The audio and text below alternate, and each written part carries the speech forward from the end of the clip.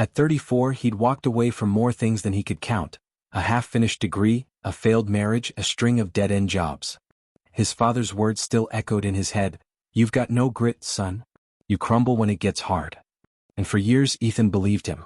Then came the diagnosis: type 2 diabetes.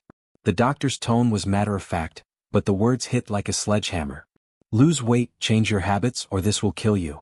Ethan left the clinic numb, staring at his phone as he Googled life expectancy statistics.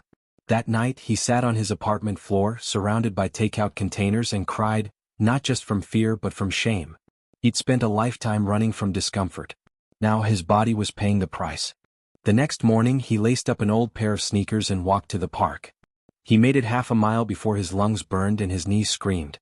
A group of runners passed him, effortless as gazelles. Humiliation prickled his skin. This is pointless, he thought. But he came back the next day. And the next. Weeks passed in a blur of sore muscles and self-loathing. Then one rainy evening an older man named Ray, a retired Marine with a prosthetic leg, fell into step beside him. "You're limping," Ray observed. Ethan muttered something about shin splints.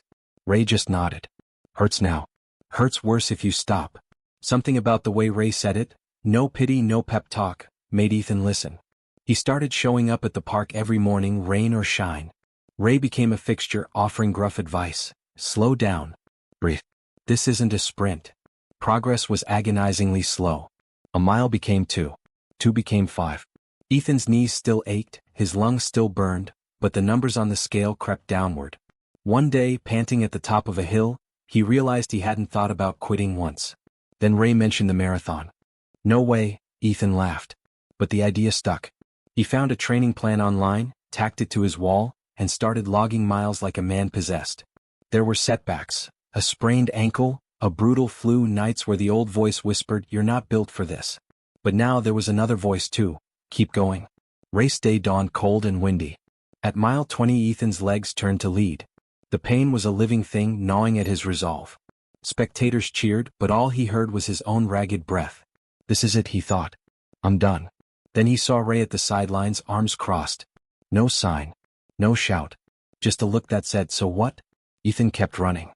He crossed the finish line dead last, but he crossed it.